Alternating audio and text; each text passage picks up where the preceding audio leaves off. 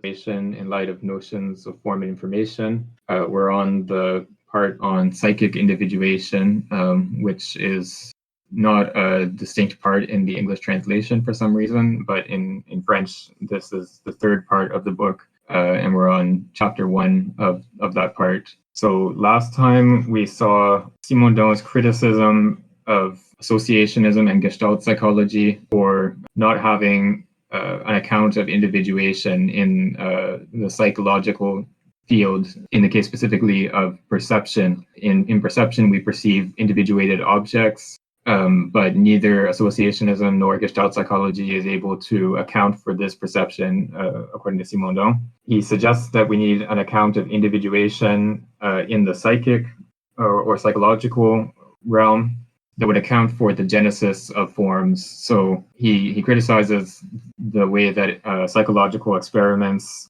are conducted, so that we have what is essentially just psych students in a lab setting, completely controlled environment, and there's relatively little emotional relevance, I guess, to the subject, whatever the task that they're conducting, whether it's identifying shapes or something like that in a lab setting. It's something that the student or the subject is not emotionally invested in.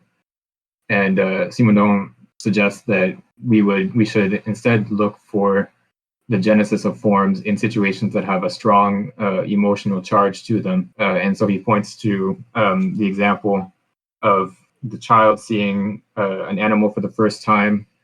So they have a reaction of fear or excitement or wonder, whatever set of emotions you might find in that child. It's going to be an emotionally charged experience, and the child has this capacity to recognize the form of the animal, recognize where the head and the tail are, and which direction the animal is facing, what sort of attitude the animal has towards the child. The child is able to recognize the form of the animal in this very specific way through the situation of this intense emotional experience, or this situation that has a high degree of tension.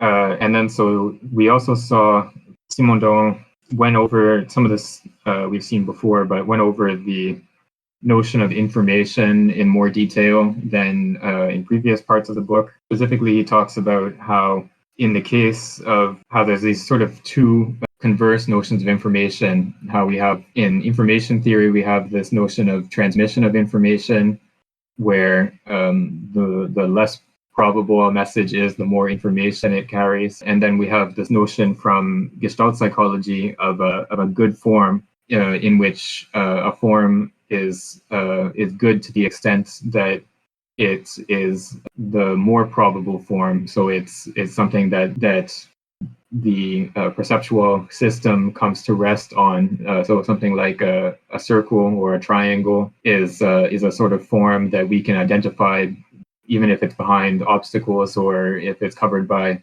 other lines or something like that. And so Simondon points to the fact that these simple geometrical figures are not really the forms that have the most emotional relevance, I guess, or the ones that have the most aesthetic value in perception. So he points to the example of a column in a building. In general, we don't, or the most aesthetically pleasing form of the column is not just a perfect cylinder. It's actually a tapered cylinder, which is slightly asymmetrical, so that it has it's wider below the midpoint. The widest point is below the vertical midpoint of the column. What this shows, according to Simondon, is that the types of forms that perception is geared towards are not these simple geometrical figures. It's these much more complicated forms that are invented, that there's an actual invention of forms rather than this sort of pre-given geometrical figures. I think that's about where we ended up last time, So let's pick up from page 263. I'm not sure, I guess we're in the middle of the page here with the one of these long paragraphs. Sure, yeah, Angus, if you want to read, that's great. Okay, I'm going to start on this first. I guess it's the last paragraph in subsection 3 on 263. The physical problem of individuality is not just a problem of topology, for what topology lacks is the consideration of potentials. Precisely because they are potentials and not structures, potentials can be represented as graphical elements of the situation. The situation in which physical individuation arises is spatiotemporal insofar as it is a metastable state. Under these conditions, physical individuation, and more generally the study of physical forms, involves a theory of metastability that contemplates the processes of exchange between spatial configurations and temporal sequences. This theory can be called allegmatics. Allegmatics must be related to information theory, which contemplates the translation of temporal sequences into spatial organization, or vice versa. Yet, since it proceeds on this point like Gestalt theory, information theory instead contemplates already given sequences or configurations and can hardly define the conditions of their genesis. On the contrary, what must be contemplated is absolute genesis, like the mutual exchanges of forms, structures, and temporal sequences. Such a theory could then become the shared foundation of information theory and Gestalt theory in physics. These two theories, in fact, cannot be used in the study of the individual because they employ mutually incompatible criteria. On the one hand, Gestalt theory privileges the simplicity and pregnancy of forms. On the contrary, the quantity of information defined by information theory rises with the number of decisions involved. Corresponding to an elementary mathematical law, the more predictable the form, the easier it can be transmitted with a small quantity of signals. On the contrary, what is hard to transmit and requires an elevated quantity of information is anything that avoids all monotony and stereotypy. The simplification of forms, the elimination of details, and the increase of contrast corresponds to a loss in the quantity of information. However, the individuation of physical beings is neither assimilable to the simple geometrical good form nor to the high quantity of information understood as a large number of transmitted signals. It consists of two aspects, form and information, joined together in a unity. No physical object is merely a good form, but, moreover, the cohesion and stability of the physical object are not proportional to its quantity of information, or more exactly, to the quantity of information signals that must be utilized to correctly transmit a knowledge to its subject. Whence the necessity of a mediation. The individuation of the physical object is neither that of the pure discontinuous, like the rectangle or the square, nor that of the continuous, i.e. structures that require almost an infinite number of information signals to be transmitted. So it sounds like this is this point that he's made before about the incompatibility of information theory and Gestalt theory, where, like, as you've pointed out, transmitting an image of a bunch of sand on a table actually contains more information in the quantitative information theoretical sense than the transmission of something like an image of a triangle. But obviously, for Gestalt theory, the triangle is what informs perception rather than the quantity of information transmitted.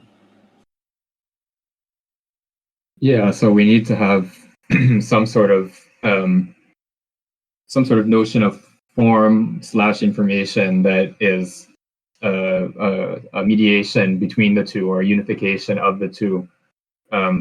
So we have he uses sometimes different terms for this. So he sometimes talks about attention of information as what characterizes a good form, not in the Gestalt psychology sense, but in the sense of what perception actually is directed towards. So the more complex notion of form. So yeah, this notion of attention of information, or here he talks about allegmatics as the discipline that would study this property. So it's a sort of unification of information and form, or a mediation between information and form. There were a couple of small points of translation that I wanted to point out also here, or I think they're actually mistakes of translation. It doesn't change too much in the overall meaning of the passage, but I think they're worth pointing out. So right near the beginning in the translation, it says, precisely because they are potentials and not structures, potentials can be represented as graphical elements of the situation. In French, it actually says, they cannot be represented as graphical elements of the situation. So the idea here is that in the topology of the situation, there's you can sort of represent the relative locations of the different elements of the situation, but you can't represent the potentials, the potential energy of the situation in this graphical form. Yeah, there's just a missing negation there, which sort of reverses the meaning of the sentence. And then there was another one, yeah, right near the end of that paragraph we just read.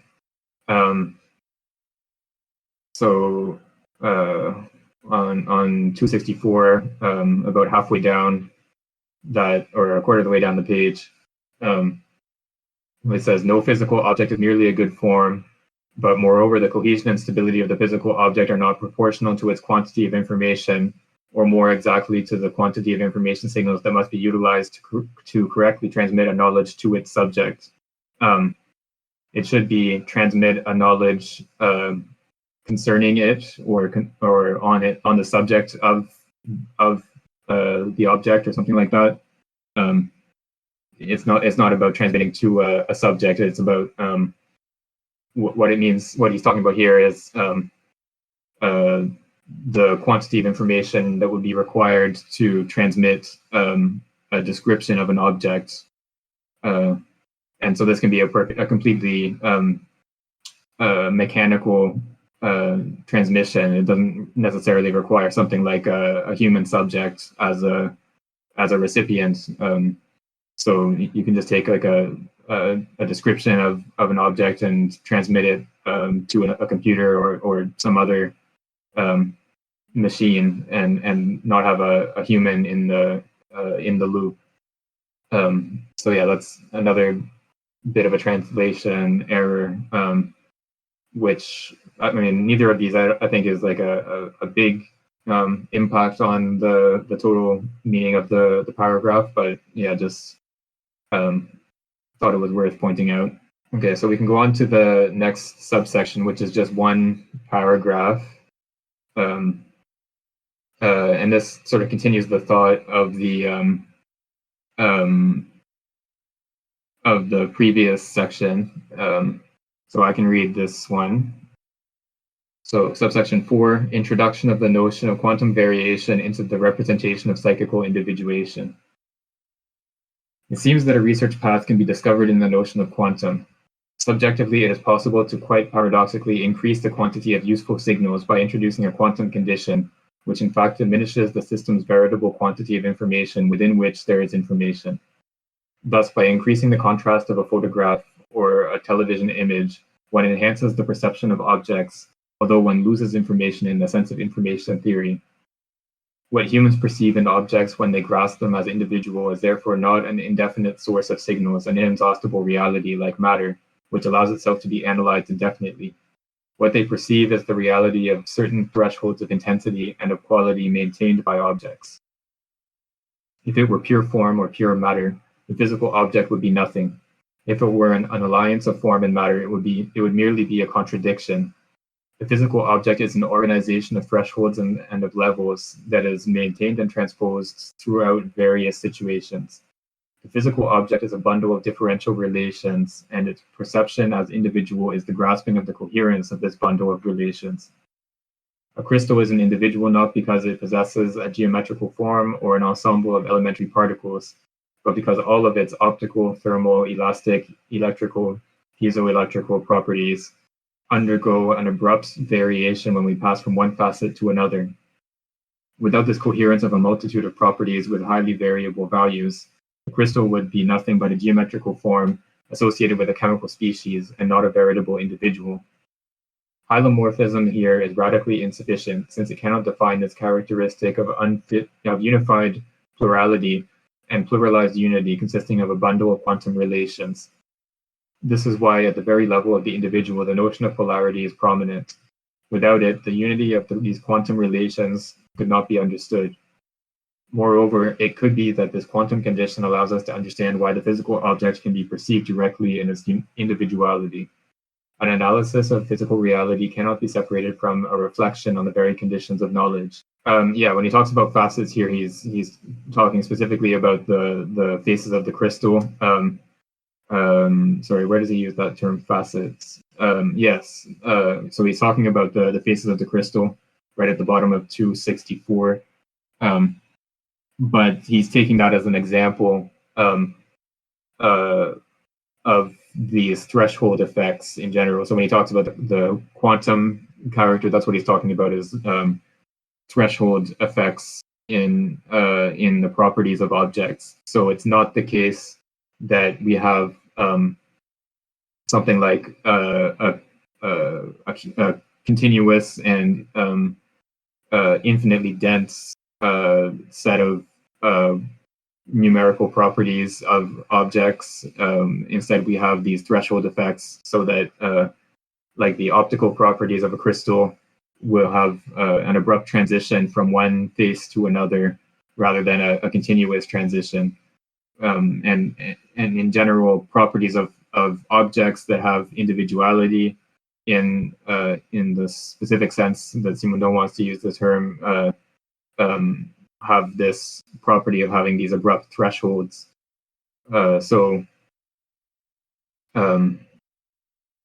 In the case of living individuals, we have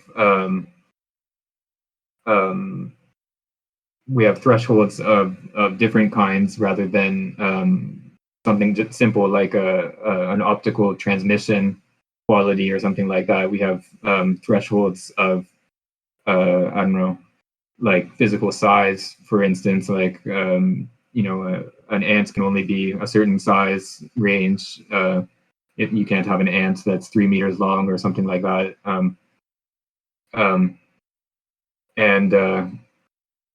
So you have different threshold effects in the case of living organisms, and maybe more complicated ones like different ratios of chemicals in the bloodstream, for example. But in general, we have these threshold properties that make it possible to grasp an individual as an individual rather than just as an infinite set of properties with continuous variation. Okay, so let's go on to the next subsection here. If someone else would like to read. 5? Yes, yeah, we're at subsection 5. Okay. The perceptive problem quantity of information, quality of information, intensity of information. It is necessary to define more precisely what can be understood by quantity of information and by form. Two fairly different senses are presented by information theory and Gestalt theory. Gestalt theory defines good forms by pregnancy and simplicity. The good form, the one that has the capacity to impose itself, prevails over forms that have less coherence, clarity, and pregnancy. Thus, the circle and the square are good forms. By contrast, information theory responds to an ensemble of technical problems which are contemporary to the usage of low currents in the transmission of signals and in the usage of the different modes of recording of light and sound signals. When a scene is recorded via photography, film, tape recorder, or videotape, the overall situation must be decomposed into a set of elements that are recorded by a modification imposed upon a very large number of physical individuals ordered according to a spatial, temporal, or mixed example, spatial-temporal organization. Photography can be taken as an example of spatial organization. It is active part. It is in its active part a photographic surface, which is the support of signals, is constituted by an emulsion that contains a multitude of silver grains in the basic form of a chemical combination. If the optical system were supposed as perfect, and given that the optical image is projected onto this emulation, we obtain a more or less accentuated chemical transformation of the chemical combination that constitutes the emulsion. But the capacity of this emulsion to record small details depends on the finesse of the particles. The translation of a continuous optical line into a chemical reality within an emulsion is constituted by a discontinuous trail of sensible grains.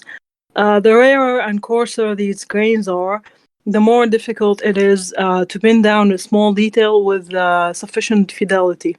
Examined under a microscope, an emulsion that should reveal new details, if it had a continuous structure, shows nothing but an unformed mist of discontinuous grains.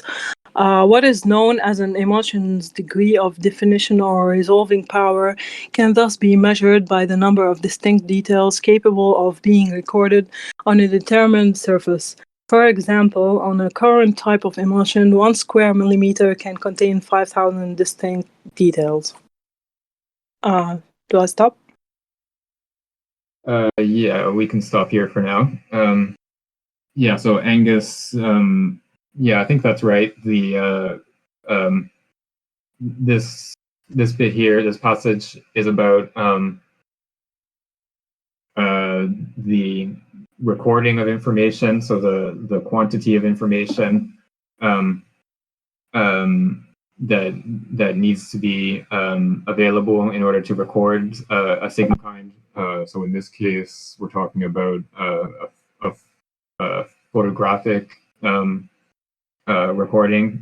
So the way that a film camera works is with some sort of chemical that responds to light, and so when the lens apparatus transmits the image onto the film, there's a chemical change that the film undergoes, so that each point on the film has a certain amount of light projected onto it, and then the film then reproduces the image by effectively having each point correspond to a point of the image. And this is, he's talking about black and white photography here, so it's just degrees of illumination. There's no color involved, but the same basic idea applies to color photography. It's just that in the case of color photography, instead of having a degree of light intensity on each point, you have also, in addition to that, you have the actual color on each point. So you have much more information in a color signal.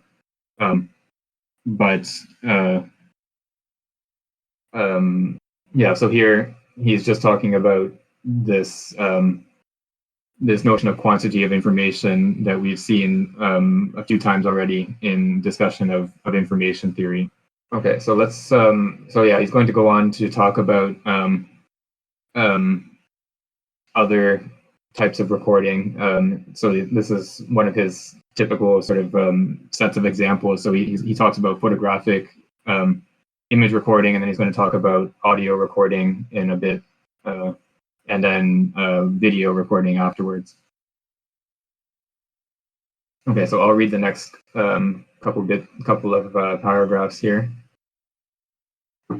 On the one hand, if we consider a sound recording on a covered strip of magnetic iron oxide coating on steel wire or on disc, here we see that the order becomes an order of succession. The distinct physical individuals whose modifications translate and transmit the signals are oxide grains, steel molecules, or clusters of plastic, ordered in a line that unreels in front of the air gap of a polarized electromagnet, or under the sapphire or diamond of a turntable. The quantity of details that can be recorded per unit of time depends on the number of distinct physical individuals that unreel during this unit of time in front of the place where the recording is carried out.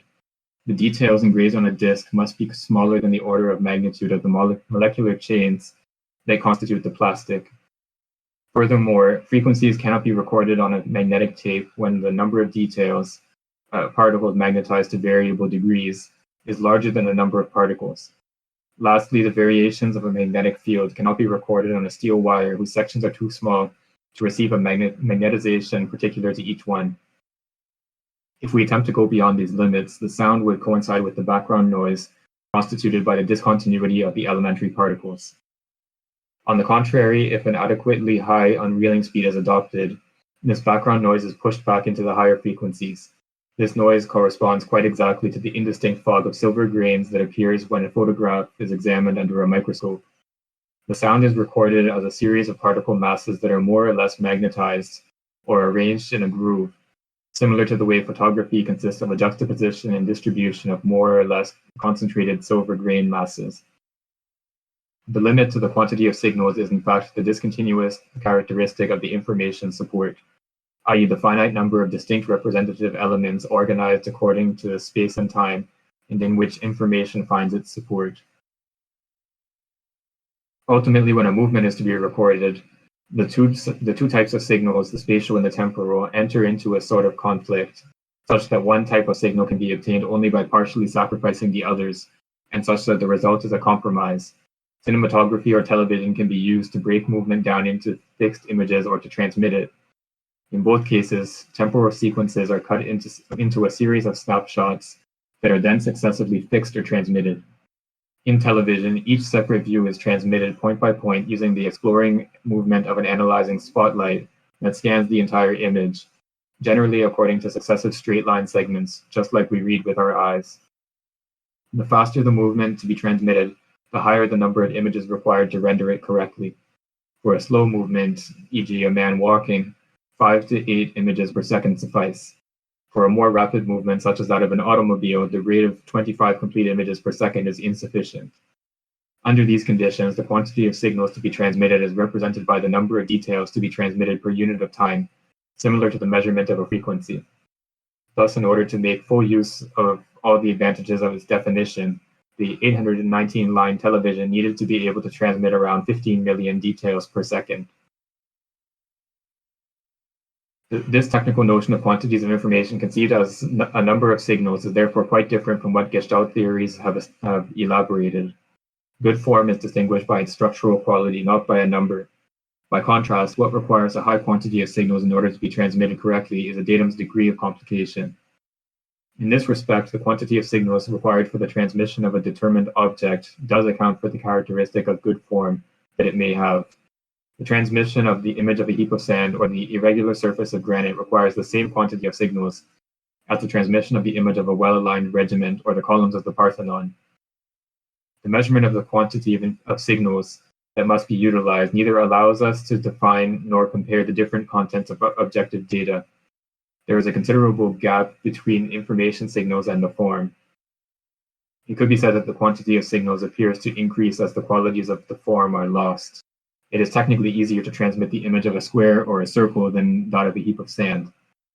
In terms of the quantity of signals, there is no difference between the transmission of an image of text with a meaning and that of an image of text composed of randomly distributed letters. So we have here we first saw the description of photographic recording of information, and then we have audio recording and then video recording.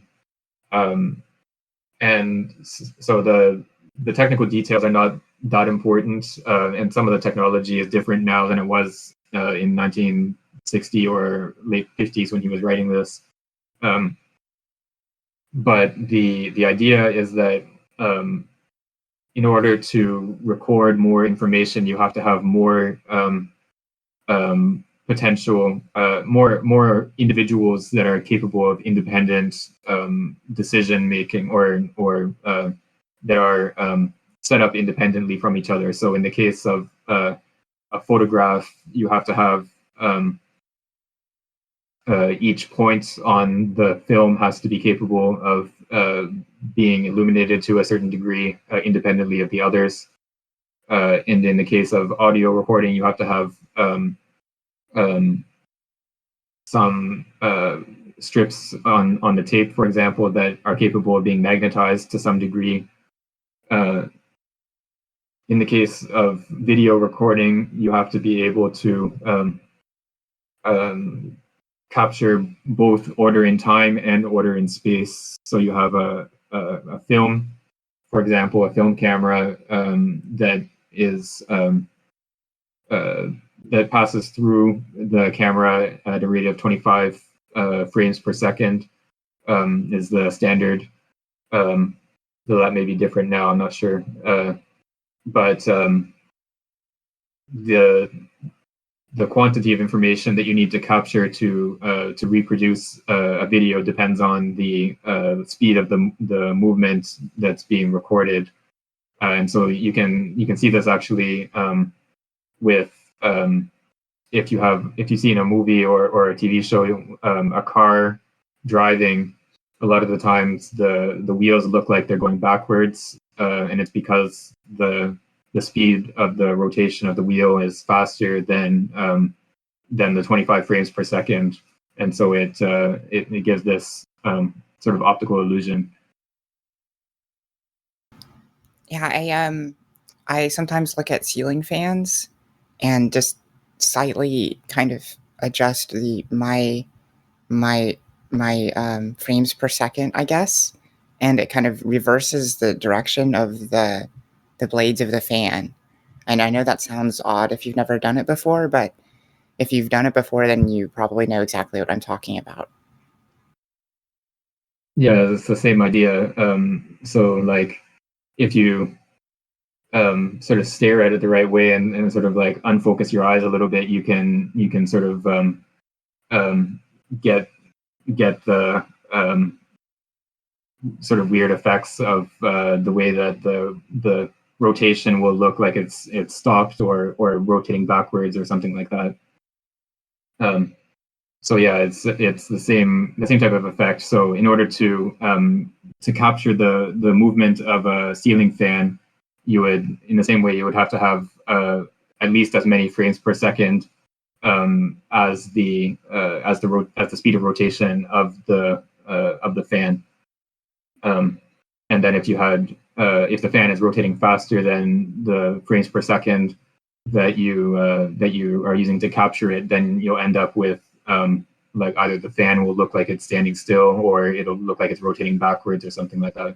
And you can see this also with like high speed photography, like in sports when you see these like ultra slow-mo videos, it means that they're recorded with much faster frames per second, and then when you play it back at a slower rate of frames per second, then you can slow down the movement, and you can see something that was very fast in real time. You can see much more slowed down, and analyze which side of the line someone's foot came down on or whatever.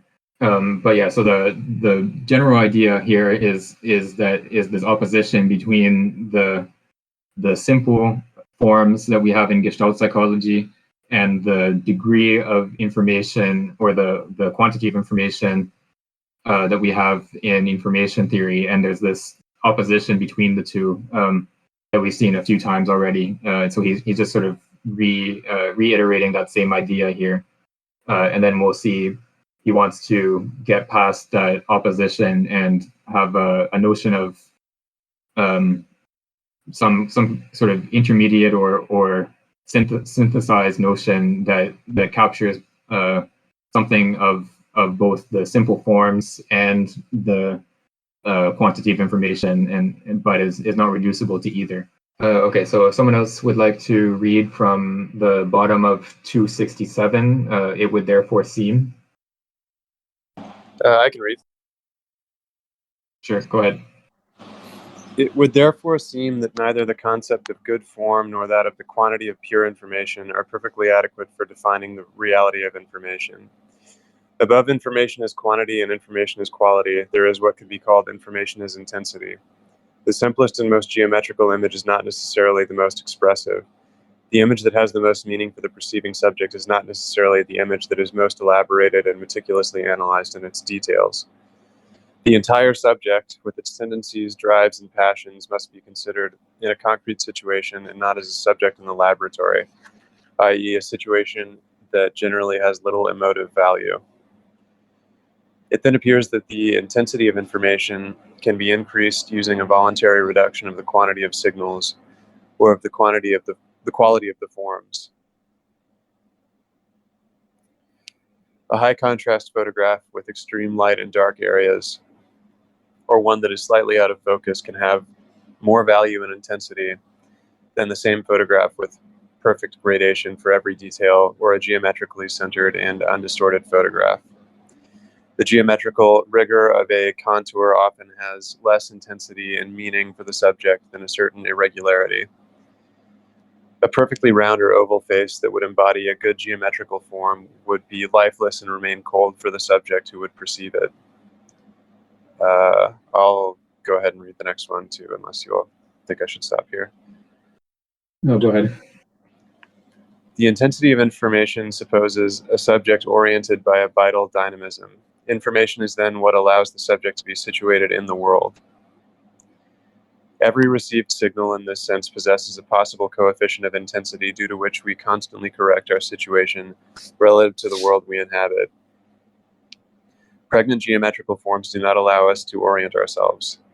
They are innate schemata of our perception, but these schemata do not introduce a preferential meaning. Information takes on an intensive, predominant meaning at the level of the various gradients, whether they be luminous, colored, dark, olfactory, thermal, etc. The quantity of signals only produces an unpolarized ground. The structures of good forms only provide frameworks. It's not enough to perceive details or ensembles organized in the unity of a good form. These details and ensembles must have meaning with respect to us and be grasped as intermediaries between the subject and the world, as signals that allow for the coupling of the subject and the world. The object is an exceptional reality. What is usually perceived is not the object but the world, which is polarized in such a way that the situation has meaning. The object, properly speaking, only appears in an artificial situation that is somewhat exceptional. However, the very rigorous and absolute consequences of Gestalt theory relative to the spontaneous nature of perceptive processes deserve to be examined with more precision. It is undoubtedly true that the grasping of forms takes place immediately without a learning process or without resorting to a formation that would be carried out due to habit. But perhaps it is not true that grasping the meaning of a situation is this primitive and that no learning process intervenes. Affectivity can be qualified, transposed, and modified. In certain cases, it can also be inverted. One aspect of defeatist behavior is the general negativism of subsequent behavior. Everything that attracted the subject before its failure is rejected. All spontaneous movements are refused and transformed into their opposite. Situations are grasped backwards and read in reverse. Failure neuroses manifest this inversion of polarity, but the training of an animal that presents definite tropisms or taxes already shows this possibility of the inversion of polarity. I don't want to derail the discussion, but because I'm reading Being in Time for the first time, this section made me think this idea of the object as an exceptional reality, and the idea that what is perceived first of all is the world, which is what provides meaning, made me think of the early, or division one of Being in Time, I guess. But I don't really know enough about Heidegger to distinguish these different approaches. Yeah, I would guess that there's probably some Heideggerian influence here indirectly through Merleau-Ponty, who actually I think this book might be dedicated to him if I am not mistaken. Let me just take a look. But anyway, no, maybe I'm wrong. But Simondon was a student of Merleau-Ponty, so there's definitely that sort of lineage there, and so this idea of worlds as prior to the object, so the relationship of the subject is primarily to the world and only exceptionally to the object. So yeah, that's probably derived from that tradition, that idea.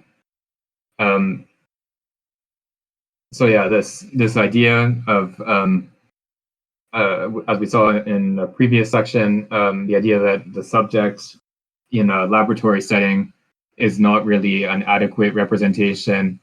It's not really an adequate representation of the genesis of forms because of the lack of emotional value to the situation. So it's only in a setting where you have this emotional tension that something like the genesis of forms will actually take place. And so he points here to the way that you can think of like artistic photography. You can have something that might be slightly out of focus, or the contrast is elevated, or in some other way it's not like a perfect representation of its subject. So but that imperfection, or that less than perfect representation of the object being photographed can actually lend it more emotional value, and this can of course be abused to like where I don't know, adding lens flare in Photoshop, like, you know, to the extreme or whatever. But in general, the more aesthetically powerful images, or the images that will have the most emotional value, will not be the ones that have this sort of perfect geometrical representation of the object being photographed. And this bit I thought was interesting here too, also, where he talks about how a perfectly round or oval face would be lifeless, or remain cold. And so this is something you can actually look at when you take composite photographs. And this was something that was it Dalton, or I forget who. Anyway, there in the late 19th century, they started doing composite photographs to try to determine what the physiognomy of a criminal was, like what sort of facial characteristics show that someone is a criminal. And these composite photographs, they started to discover that the image that you produce a composite photograph by basically taking a picture of multiple people on the same film, and so all of the details get sort of blurred out, and only the average remains, and you end up with a picture of a surprisingly good-looking person. Like, even you don't need to take pictures of like good-looking people to produce this, but the average image of like all of the different people that you take a picture of, it averages out to a completely symmetrical face with no like disproportions or anything, and that sort of corresponds to a good-looking face, but it also has this sort of artificial quality. Like, if you look at these composite images, they don't really look like real people. They look like sort of too perfect to be real, or something like that. And you can also get this effect sometimes, like, I don't know, if you, or for me at least, like sometimes like news personalities, or like these sort of like perfectly symmetrical faces that have probably had like plastic surgery and everything, they look sort of artificial. And yeah, so there's this sort of fine balance between like symmetrical face, and has this aesthetically pleasing quality to it, but then if it's like too symmetrical, then then it ends up looking artificial. Galton, right? Yes, that's it. And this was all related to the project of identifying criminals by their faces, and it's connected also to eugenics and the idea of like, you know, not letting criminals breed, and you know, make the population degenerate and so on. So all kinds of yeah, pretty grim stuff.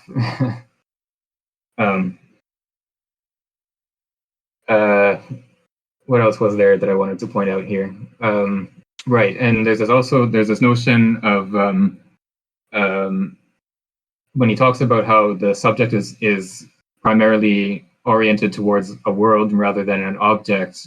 He talks about polarization, and we've seen this, I think, a couple times before. But this is the idea that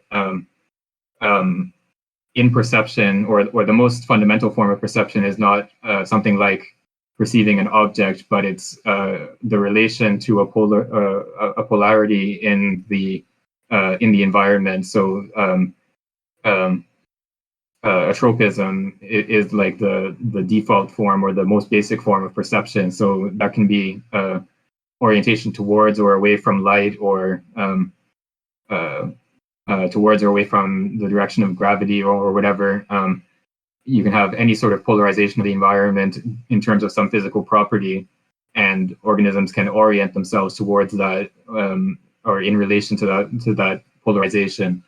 And this is like the most basic form of perception for Simondon. And so it's in the case of the human subject, when we perceive a good form, or what is a truly good form, and not just a simple geometrical shape, we have that form has relevance to some sort of polarization of the world in the same way. So like a beautiful face is something that we find ourselves attracted to, or like you feel this like your gaze it's drawn towards the face, and so there's a sort of polarization of the world in terms of approximation to the face, and distance from it, and so on. Or even something like much more abstract, like the column in the example that Simondon gave a little bit earlier. Your eye is sort of drawn to the shape of the column, and it's sort of smoothly glides up and down the column in a way that's aesthetically pleasing, as opposed to something like just a pure cylinder, which has this sort of bulky, I don't know, like not really aesthetically pleasing quality to it. So this is sort of the basis for the aesthetic value of perceived objects, or perceived images, is their relationship to this polarization of the world. And whether they sort of draw us in or repel us in that sense. Okay, so we can go on from the top of. Actually, maybe one more thing before we go on is there's this interesting bit here where he talks about training animals, and defeatism, and so this has to do again with the polarization of the world, but we can or those polarizations are mutable. So you can invert the polarization, and so this can happen through training an animal, or through some sort of complicated process of lived experience, I guess, in a human subject, where through experience of failure, you come to perceive the world as affording failure rather than affording success, or affording possibility of success. And so, like in the case of the animal, like you have to say train them to perceive a human being as a rather than as something to be feared, as something to be approached. So you have to invert the polarization of their environment, or of their world.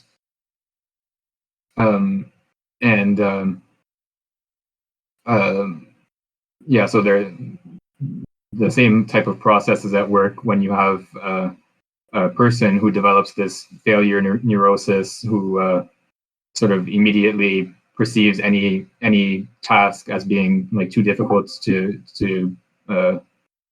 take on, or as something that they would automatically fail at. Okay, so now we can go on to the top of 269. If someone would like to read from This Existence. Yeah, okay. This existence of a perceptive polarity plays a dominant role in the segregation of perceptive units. Neither good form nor the quantity of signals can account for this segregation. The subject perceives in such a way as to be oriented relative to the world. The subject perceives to increase not the quantity of information signals, nor the quality of information, but the intensity of information, the information potential of a situation. As Norbert Wiener puts it, to perceive is to struggle against the entropy of a system, to organize, maintain, or invert an organization. It is not enough to simply say that perception consists in grasping organized wholes. In fact, perception is the act that organizes wholes. It introduces organization by analogically linking the forms contained in the subject to the signals perceived. To perceive is to retain the greatest possible quantity of signals inside the forms most deeply rooted in the subject. Perception is not merely grasping forms or recording multiple juxtaposed or successive data.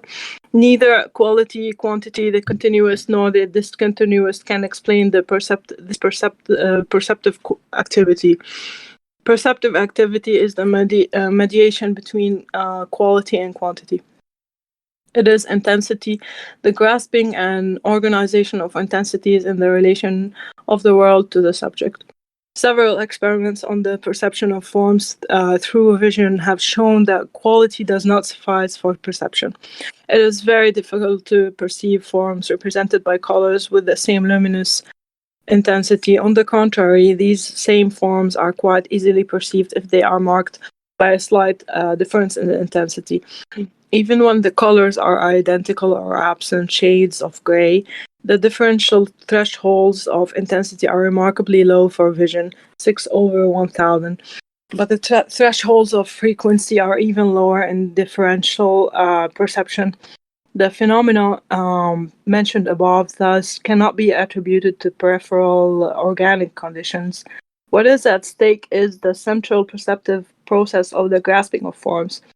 In the same way, a weak frequency modulation of a sound cannot be easily distinguished from modulation of intensity or from very short interruptions in the sound's emission, which could be called phase modulation. The different types of modulation converge toward the modulation of intensity, as if the dynamisms involved in perception essentially retain this type of modulation. Right. So this bit here is, so he's talked about the quantity of information recorded in various recording apparatuses, and then he's talked about the quality of information, or the qualitative aspect of forms, as studied by Gestalt psychology. But here he's introducing, or he's trying to explain further his own notion that he wants to introduce, that is the mediation between the two. And so this is the absorption or the reception of a perceived form is not the same. It's not the type of reception that you have in the case of receiving a transmission, recording a message or something like that. So there are forms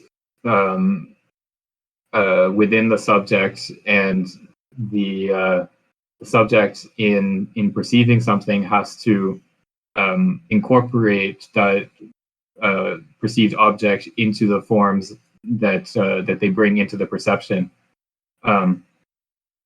So they have to, the subject has to organize the information or organize the perceived object into a whole, but the subject also undergoes a transformation through the process of perception.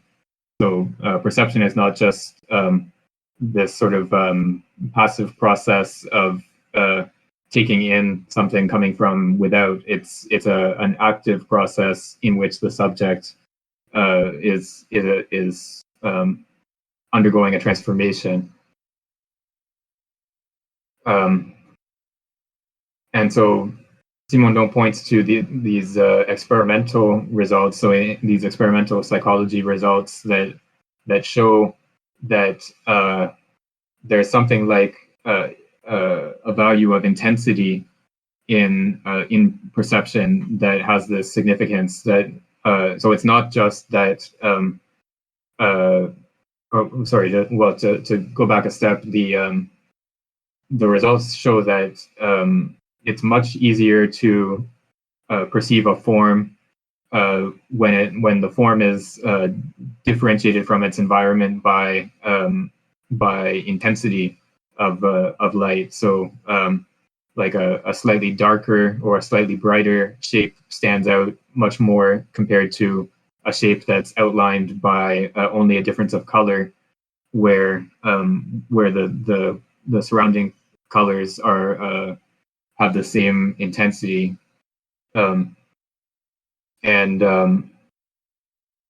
this value of intensity in perception is not an effect of like the construction of the eye or something like that, because you can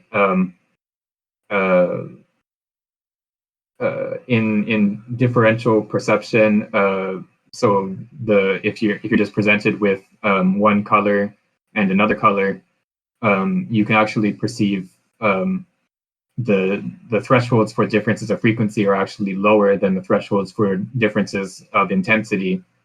So in just the pure sensation of color, the color frequency is actually you have a greater discriminatory capacity for frequency than for intensity. But when it comes to identifying shapes, it's intensity that has the greater value as opposed to frequency. And so for Simondon, what Simondon argues is that this shows that there's some sort of central perceptive process. So something about the way that we take in the perceived situation is geared towards intensity in a way that is not just a result of the construction of the eye or of our sort of basic perceptual apparatus. And we have a similar type of effect in the case of sound transmission. So a slight frequency modulation and a slight intensity modulation are very hard to distinguish from each other. And they both sort of tend to sound like an intensity modulation. And so there's something about the way that our perceptual apparatus or our perceptual system is built sort of converges towards intensity as being like the most significant feature of a perceived situation, both in visual perception and in auditory perception. And so Angus has suggested in the chat that it would be interesting to compare this with a psychoanalytic perspective on retaining information inside of deeply rooted subjective forms. So I think, we've seen Simondon's criticism of psychoanalysis and of Freud specifically earlier, but I think he would also be sympathetic to the idea of having something like unconscious forms being involved in the affective value of perception or the emotional value of perception. So there would be something within the subject that is not necessarily accessible to introspection or to the subject's self-knowledge that would have some sort of determining role or influence, at least, on the emotional value of a perceived situation. So I think he would sort of agree to that approach. Okay, so let's go on from the bottom of 269. Let's see, this was one of these long paragraphs.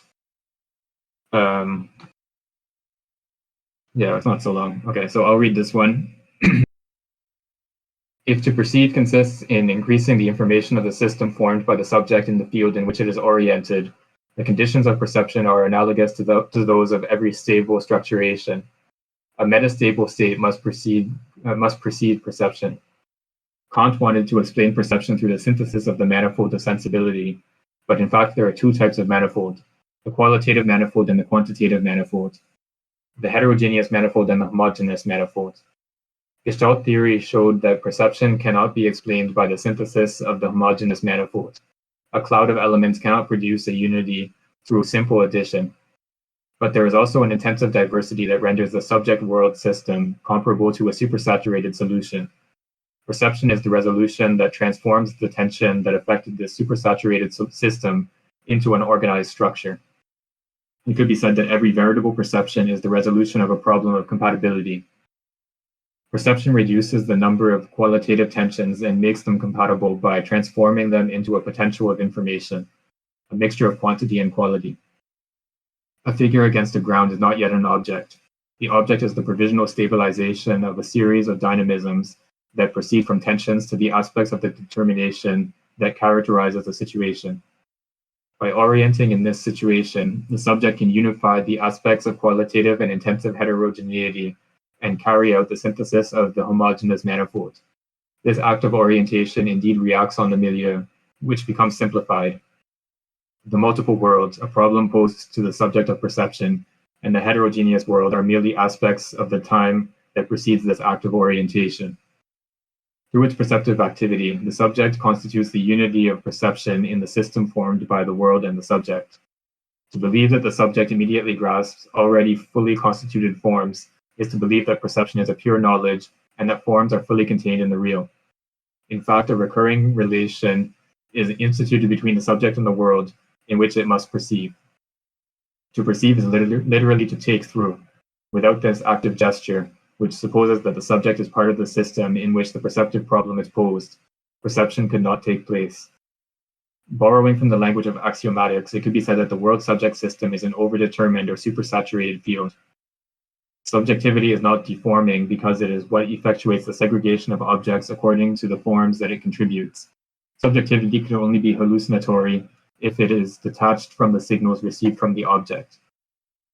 The perceptive act institutes a provisional saturation of the axiomatic of the system that is the subject plus the world.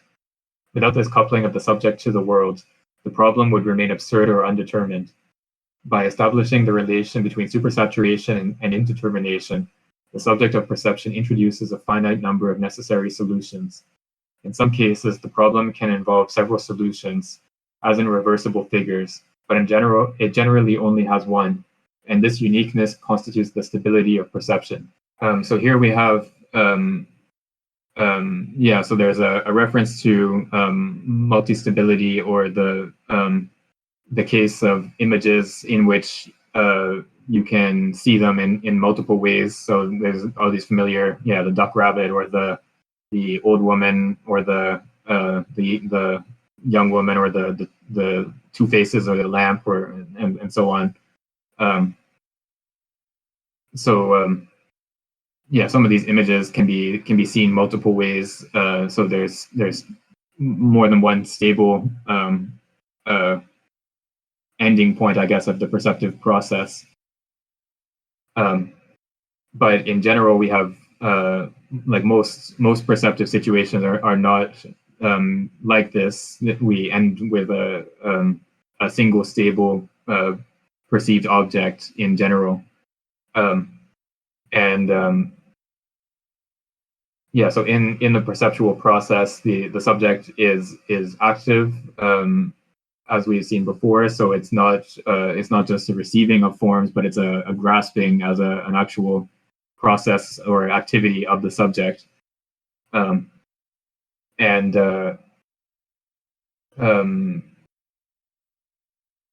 there's this sort of dynamic property of perception in that it involves these tensions that the subject has to try to reconcile or make compatible. So there's the organization of the perceptual situation is a product of the subject's activity and not something that's given at the outset of the perceptual process. And so there's also this reference to Kant here, which is a little bit obscure, but I think what he's talking about here is the way that so for Kant, we have this synthesis of the manifolds of sensibility, meaning that in perception we take in something like an effect of objects on us, and then we organize it in terms of space and time. So Simondon suggests that, or he argues here that Gestalt psychology shows that this picture doesn't really work. You can't sort of reassemble a whole out of individual elements.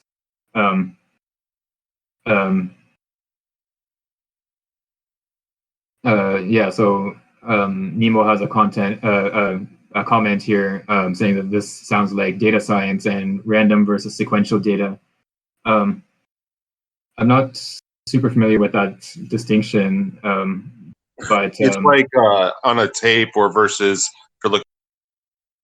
If you can there's different data structures in a computer system where like the computer can start from any point in the data with an address, see where what is going on, what the memory sequence is containing, and it's just like the computer is the eye, as you're saying, or the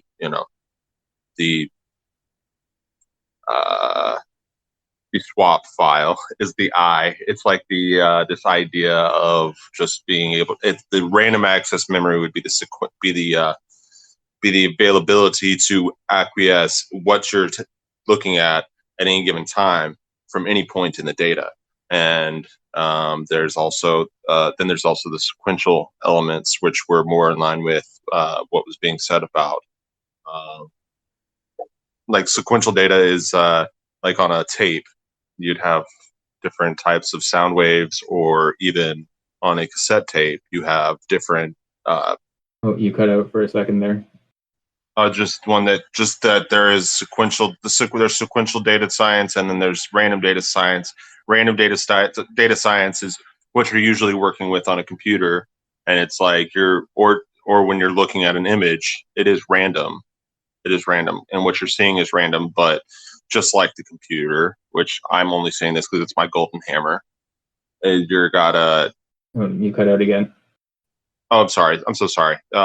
There's always obviously some sort of, prior notion or like thing that your computer's ready to receive, and internalize and then produce into something that you can, as the consumer of information, digest. Yeah, what comes to mind actually when you're talking about that is the whole process of data visualization, which you take some sort of information and then you use it to produce a visualization, whether it can be like a pie chart or a line or whatever, other different types of formats, but you take information that might not really be very user friendly, like just columns of numbers or whatever, and then you present it in a form where you can immediately see, this line is going up, or this bar is longer than this other one, and you can sort of have a intuitive grasp of what the basic trends or the basic relationships between different quantities are. And so that process of data visualization is a sort of is a way of making information compatible with human perceptual forms or perceptual systems. And so I think that fits well with what Simondon is talking about here. Is that so in perception we have this active process of grasping information and grasping forms, and not just a passive perception. So we have to incorporate the information into our perceptual system in an active way. And sequentially is a much slower way of digesting data.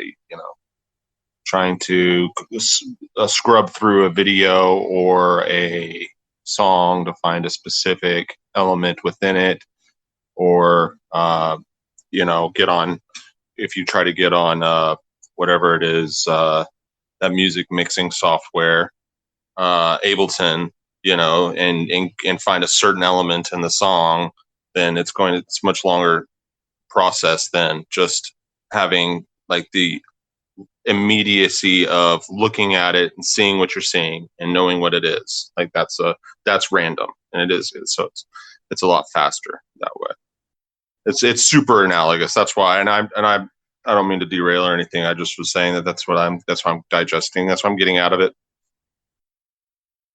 Right. Yeah. No. That's it's good to have people bring in like different perspectives and other fields that they have knowledge of, because we all have our own limited perspectives on this. So it helps to give more context or a different lens on what we're reading. Okay, so I think we can go on to the next bit, which I think is the last couple paragraphs of this chapter. Yeah, I'll read if you'd like. Sure. Yeah. So we're at right at the top of 271. It is, however, necessary to distinguish the stability of perception from its pregnancy. The perception of a circle or a square is not pregnant, and yet it can be very stable. This is because the pregnancy of perception is due to its degree of intensity, not its quality or the number of signals. You cut out again. I think if you're on push to talk, I think that's what's happening. Is you're. No, I'm sorry about that. That. A certain perception can be pregnant for a certain subject, and while some other perception for some other subject, the perception will be more pregnant in the proportion to how dynamic the prior state of incompatibility is. Fear or intense desire yield a great intensity for perception. Even if this perception is not very clear, the perception of a smell is often confused and does not include solidly structured elements. Nevertheless, a perception that incorporates olfactory data can be very intense. Certain tonalities, certain colors, and certain timbres can be part of an intense perception without even constituting a good form. It thus seems necessary to distinguish between clarity and the pregnancy of perception. Pregnancy is veritably linked to the dynamic nature of the perceptive field. It is not just a consequence of the form alone, but also, and more importantly, a consequence of the range of the solution that it constitutes for the vital problematic. Would you like for me to go on? Yeah, you can go on to the end of the chapter, and then one more paragraph. What has been said about the segregation of perceptive units can also be applied to the genesis of concepts. The concept does not result that the synthesis of a certain number of perceptions under a relational schema gives them a unity. In order for the formation of the concept to be possible, there must be an interperceptive tension that involves the meaning of the relation of the subject to the world and to itself. An assemblage of perceptive data cannot be constituted with perceptions alone, nor can it be constituted by the conjunction of perceptions on the one hand, and an a priori form on the other. Even if it is mediated by a schematism, excuse me, the mediation between a priori and the a posteriori cannot be discovered starting from either the a priori or the a posteriori. The mediation is not of the same nature as the terms. It is the tension, potential, and metastellity of the system formed by the terms. Furthermore, a priori forms do not rigorously pre-exist perceptions. Just as each perception has its own form, there's already something of this capacity of seeing crystallization that manifests at a higher level in the birth concepts. It would be said in this sense that conceptualization is to perception what seeing crystallization is to crystallization of a single chemical type. Furthermore, like perception, the concept requires an ongoing reactivation in order to be maintained in its integrity, and is maintained by the existence in order to be maintained in its integrity. Did I read that twice? It is maintained by the existence of quantum thresholds that sustain the distinction of concepts. This distinction is not an intrinsic property, but each concept, but a function of all the concepts present in the logical field. The entrance of new Oh, you cut out again. so sorry. The entrance of new concepts into this logical field can lead to the restructuralization of the set of concepts, which is what every new metaphysical doctrine does. Before this restructuralization, it modifies the threshold of distinction of all concepts. Right, thanks. Right, let me just scroll up here. So this notion of pregnancy of a form is one of the key notions of Gestalt psychology. And for the Gestalt psychologists, they sort of identified the pregnancy of a form, or its quality of being a pregnant form, with stability, or something like clarity of a form. So they tended to take these geometrical figures as being the typical pregnant forms. And then so Simondon points out that here we have, there's a divergence in terms of the emotional resonance or emotional value of perception, and on the one hand, and then the clarity or distinctness of the perception on the other hand. So, like, as Simondon points out here, in smell, like, smell is a very indistinct sensory modality. Like, we have a fairly limited capacity to distinguish different smells from each other, and we don't. There's nothing like a shape or a figure in smell. But at the same time, a smell can have a very strong emotional resonance. Like, I don't know, if you smell someone's perfume, or that you recognize, or like or aftershave or whatever, or like the smell of a certain type of food that maybe you associate with a person that you care about, or something like that. Like any smell that has some sort of connection to something that is emotionally significant, that smell will immediately sort of bring back that emotional significance, even though it's not like a clear perception or something distinct. So for Simondon, this shows that there's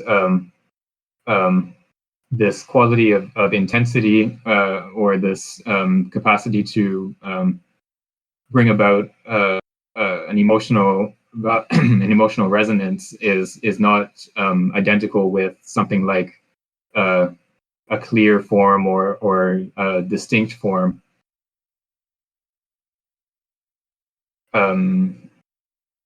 Right, and then we have this just sort of one paragraph, one little bit on concepts.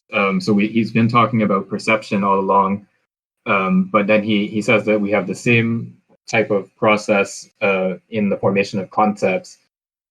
So there's it's not so he's rejecting the model under which you would have some sort of synthesis of a concept by taking a bunch of different perceptions. So like you see, one dog one day and you see another dog the other day, and then you sort of abstract from the two dogs and you form the concept dog, which is whatever properties they have in common. So this is like sort of the basic empiricist model of concept formation. And so Simondon is rejecting this this model. And so he's suggesting that the formation of a concept has to be related to this kind of tension that he pointed to, this emotional tension or this intensity that he's been talking about. So it's not just the formation of concepts is an exceptional event and not just something that happens spontaneously. There's like an active process, an action on the part of the subject in forming a concept. And so again, this is not something that would be reproducible in a laboratory setting with minimal emotional relevance to the subject. It's something that happens sort of in the wild, in the in actual real life emotional situations. And then there's this bit where he's sort of situating his account in relation to Kant or these Kantian concepts. And so he suggests that insofar as you have perceptions on the one hand, so the a posteriori, and then you have concepts on the other hand, so the a priori. There, you can't have you can't sort of unify them just by applying concepts, by thinking of concepts as just sort of being slapped on top of perceptions. Like you just have the perceptive data coming in and you just stick them into the right concepts slot, and then you that's how you have experience. So there's instead we have to have an active process of mediation. Yeah, so I think this is again an instance of his criticism of hylomorphism. So there's the way that the a priori would correspond to the form, and the a posteriori would be the matter, and then you would have some sort of application of the form onto the matter, or something like that. He thinks that's inadequate, and he's suggesting that you need to have something. Yeah, so in the introduction, he used this this term a presenti, which I think it's the same idea that he's talking about here. So it's something that is actually produced in the process of experience or in the action of experience. So it's not that you just take a set of forms that pre-exists and then apply them to some sort of matter that comes in from the senses. Instead, you're actually actively involved in producing forms in the process of experience. And this bit about crystallization, or this analogy between concept formation and crystallization, is a bit obscure, but I think the idea here is that, so he talked about syncrystallization. So this is what he had, he talked about in the physical individuation part, the way that you can have different different substances that have the same crystalline structure can sort of crystallize together. So you can have something like granite, which is a composite of multiple different crystals that sort of crystallize together. And in the same way, when you have the formation of a concept, it's not just like a bunch of different perceptions that are all independent entities that just sort of get glued onto each other somehow. It's there's an actual sort of reformation, or each of the perceptual experiences is sort of undergoes a new process of formation in the formation of a concept. Right, and so a concept is not something that is just sort of generated or learned and then sort of stored in a box in your mind somewhere. It's something that has to actively be regenerated at each occasion that it's used. So it's a concept is something active. It's not something. It's not just a form or some sort of box or something like that you can stick perceptions into. And then there's this last bit here where he talks about how there's this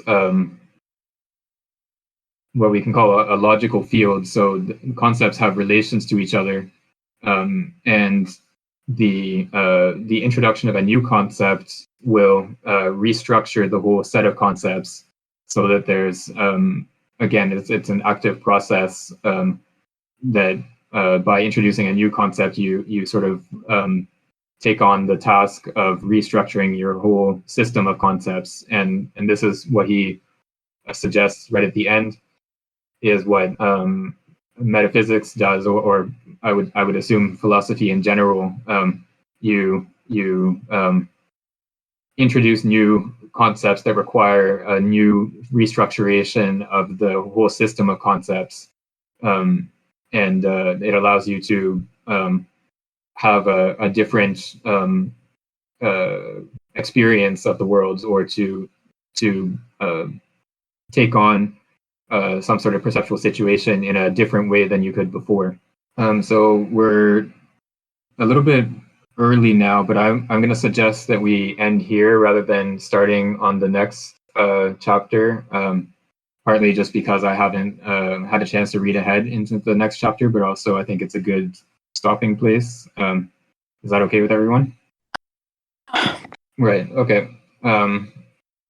So yeah, let's stop here, and then we'll pick up from the beginning of chapter 2 in this part next time, which I think, if I remember correctly, is a bit more obscure, or a bit more or less obvious, I guess, than some of the stuff that we've seen so far. Okay. Sounds so good. thank you. So thanks everyone for your contributions today, and see you all next week.